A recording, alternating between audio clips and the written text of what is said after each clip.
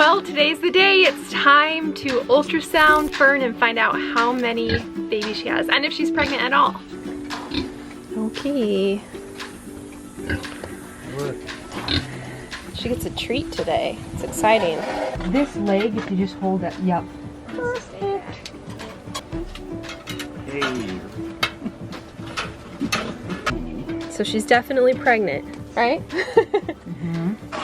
She is. There's the baby right there. The little head. Okay. And then the body coming down. I think she only has one. Really? Maybe that's good because it's her first time, you know?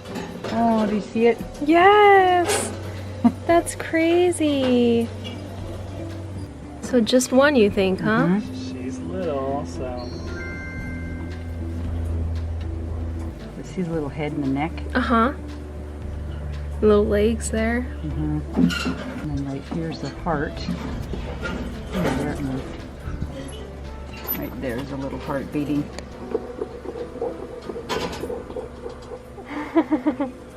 Yep, so I think there's just one.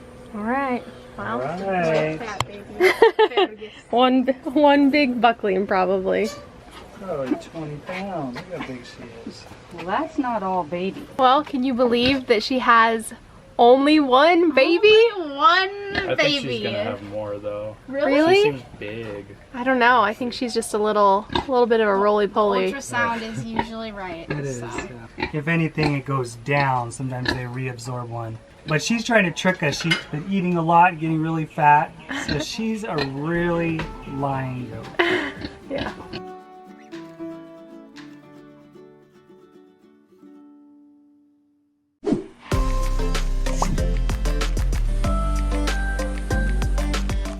The goats do surprisingly well in the heat and don't complain much.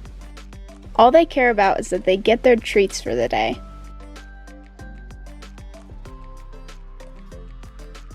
The chickens do well too, giving us lots of eggs every day. Willow is getting awesome at not kicking anymore. She's finally got our little routine down. It's business as usual for Tilly and Tatum. And we're really happy that Winston and Zorro have become such good friends. If you can believe it, the chickens are almost as big as Kiwi now, and Stella and Iverson have finally bonded over their love of eating. And finally, Mom's garden is getting a little bit crispy, but we're still gathering lots of food every day. Fern, you have a little hay in your mouth. Well, it's crazy to believe that Fern has only one baby inside of her. I really thought she was gonna have more, but I should say she sometimes does eat a big breakfast and then looks a lot rounder than she really is. So I guess just one for Fern. My goal with breeding her with Iverson is so her offspring would have maybe a little bit better udder depth than Tilly and be a little bit taller. So we'll see what happens if she has a boy or a girl and how this is all gonna play out. Her due date is October 21st, so put that on your calendar. And unfortunately, Hope over at Lemna Acres is not pregnant. So they're not gonna have this running race to see who delivers first. Now Stella is gonna be in here just for one more week. We've gotta make sure that she doesn't come back into heat. I found it really helps if I can give them 2 heat cycles to be with the buck. Then I put the date on the calendar and I watch closely to see if he's interested in her and if she shows signs of being in heat. So far she hasn't, so we're gonna wait and see. And they definitely have learned to get along together. Hey, not easy arguing. Well, kids are arguing about something. Kevin is practicing basketball because since he can't play with his friends right now, he's playing by himself. And I'm trying to convince everybody to stop what they're doing so that we can plant these in the pond. So Ethan, I'm gonna give you some and don't drop it. You too, Liddy. Don't drop. So one of the things we found is that we can train the bees that come to the pond every day, the thousands of bees, to drink in certain places by using spearmint. They've started to come over here and act like they can drink over here. The problem is they fall in and they sting us in the pond. So we don't mind that they come over here. This is fine. We want them to drink all over here. But we just don't want them right here where they fall in and then come and sting us. We don't really want them around the edges of here. Right, Kevin? Right. So I'm gonna set one right here. Oh, there's too many. I can't do it. I'll put another one right here.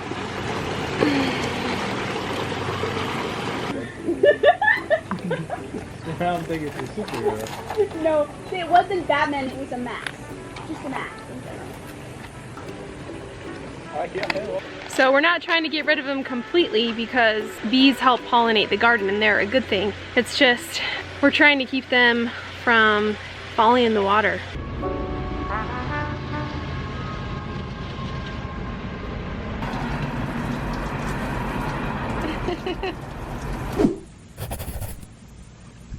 Okay, Chloe, are you ready for corn picking? Now, I have high hopes, but I don't know if I should have high hopes. We're just gonna get started. We're gonna see what this corn looks like.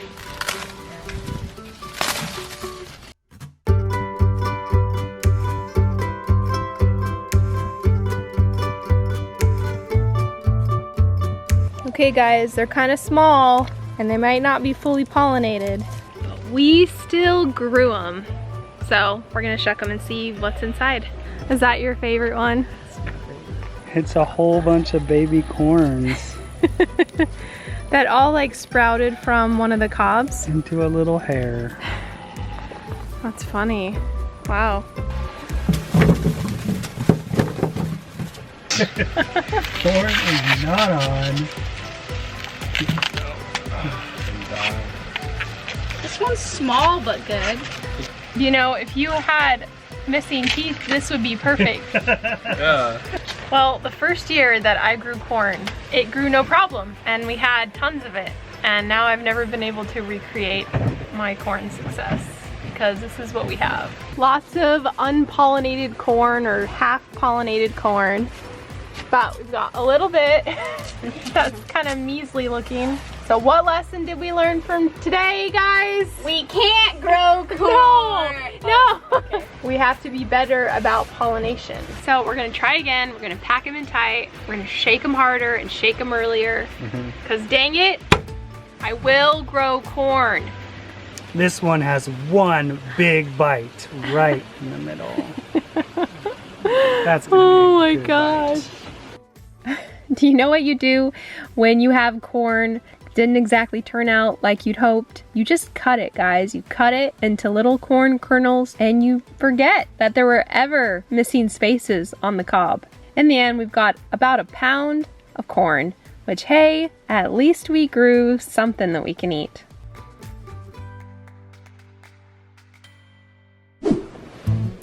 Are you making a little hat for Minnie? Oh, I'm not hat for Minnie. Let's try to guess what it is. Okay. You can't even tell yet. Is This it a ball? No.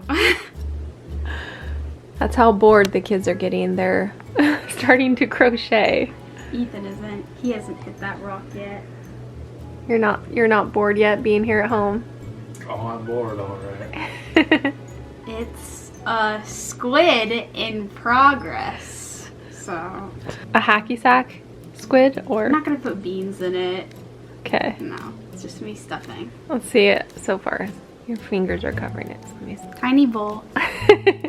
So people have been asking us if our kids are going to go back to school or not, and they're not. They're going to stay home this first semester with this current situation that we have going on right now, and we're just going to play it out. We used to homeschool years ago, and then they went back to high school, and now we're back home. Just like I like it. Get to have my kids with me all day long. Yeah, it was nice being homeschooled as a kid, but now that we're older, kind of just when I go back to school. Yeah. What about you? You were a freshman last year, so you had your first year of high school. Yeah, well, I guess my main fear about going back is that it would be way too hard for me. That I would be like, oh my gosh, I don't know any of this stuff. But it was fine, so. From going from homeschooling to public school. Yeah. Yeah. I'm also glad we skipped middle school, because I hear that's the worst time of them all. Yeah, that's a rough age to go to school. Out of me and Dad, which one is the stricter parent with homeschooling? Definitely Dad. Yeah.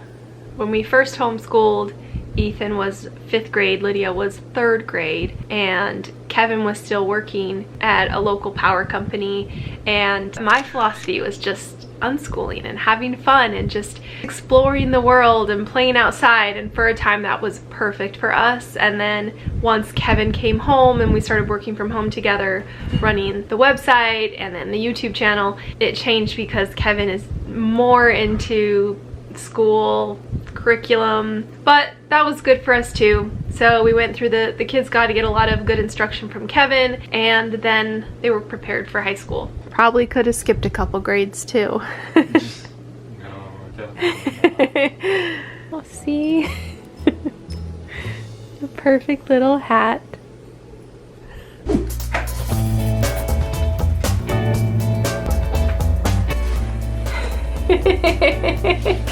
You did such a good job. I know you think it's simple, but this is actually really cool. We just need to take the stickers off.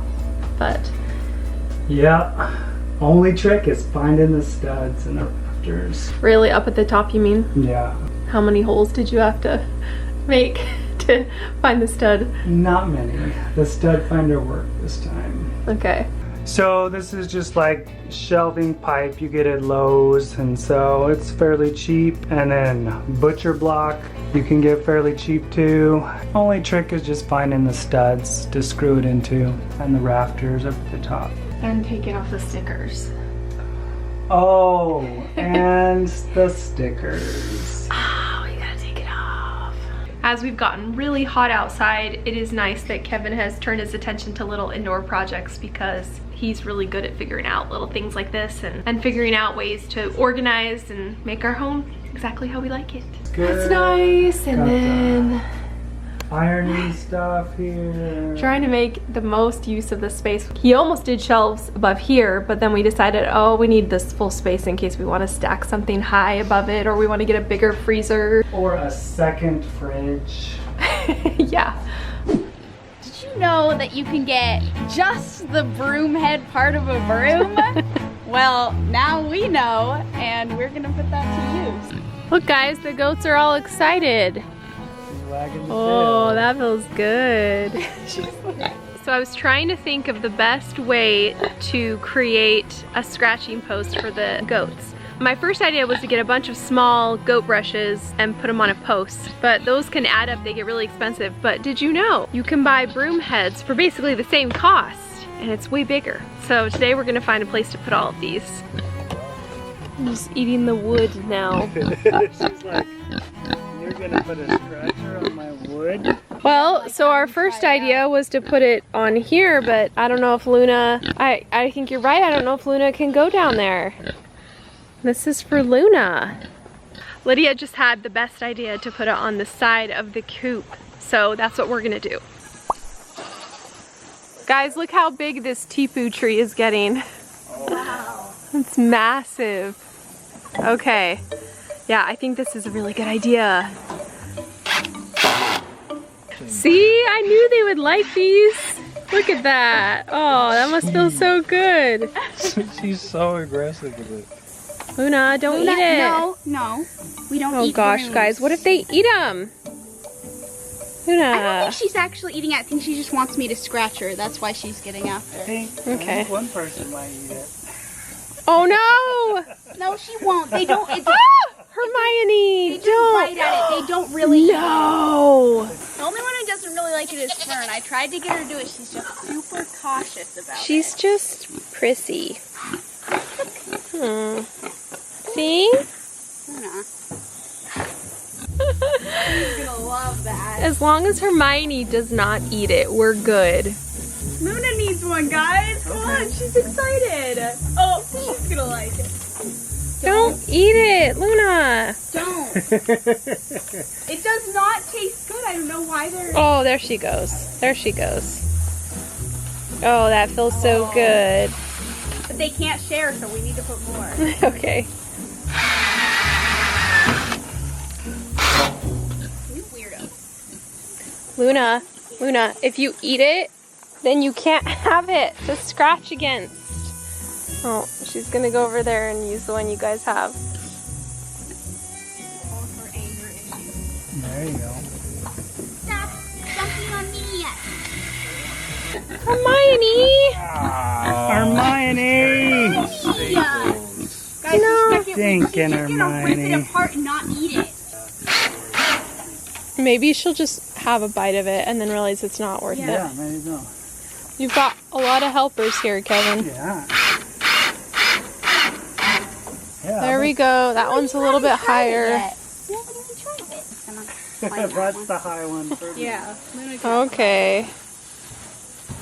Oh my gosh, Luna. Tilly's learning to Are you like okay? it too. Oh, Tilly's liking it too. Good job, Tilly. Is she in timeout, Ethan? Did you put her in timeout? She kind of sat down because she's sad. I guess she doesn't get to You're eat not them. supposed to eat them. Were they mean to you? Well, I think it's safe to say that they like them.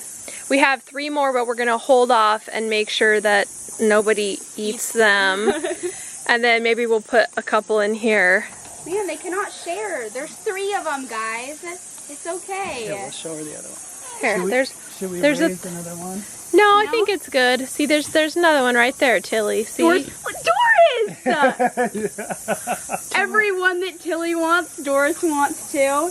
Tilly, you gotta learn to switch. Gotta go back to the... Go back to this one, Tilly. See, that's fun. So we'll have to report back and see how good it does. I've never known a love so steady. We've got so many beautiful Roma tomatoes that tonight I'm going to make a dish that is full of them. This dish may seem like a simple spaghetti and meatball dinner, but it's different. I'm going to show you why. Now I'm going to go through the same steps as if I were canning the tomatoes. I'll add the tomatoes to some boiling water so we can remove the skins. You can definitely leave the skins in, but it makes for a more authentic marinara sauce if you don't. So after they've been peeled, I'm going to take them out of the pot and saute some garlic in some olive oil. Then I'll add the tomatoes back in and let them start simmering. Marinara sauces are supposed to be very simple. In fact, while I'm adding oregano here, I don't even think that that's authentic to the recipe. But nevertheless, the cooking time is the same. You want it just to simmer for about 20 minutes and let the garlic infuse with the tomatoes. I've used this meatball recipe probably 100 times by now, and it's my favorite because it's the fastest.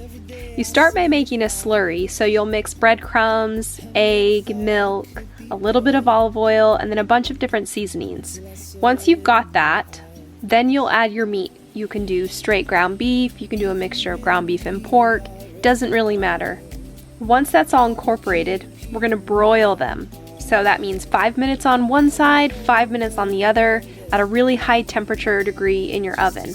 And then this is the most important part. After they've cooked, it's time to simmer them in the sauce for an extra 10 minutes or so. The flavor is divine, especially if you're using homegrown tomatoes. In the end, I just add some whole wheat pasta, it can be any kind you want, and top it with a little bit of basil. That's it. I know I say this every time, but this is my favorite summer dish. It's pretty crazy to think that a dinner like this, which is so delicious, is really just seasonal because we don't always have tomatoes growing in the garden. I do have a bunch canned, but I'm sure we're going to run through that fast. So I definitely need to step up my game on how many tomatoes I'm growing next year. Thanks for watching today's video, guys. After all that, her getting really big, she's only gonna have one baby. If you want to go back in time and watch this video when Tilly had an ultrasound of Fern and Hope inside of her, click right here.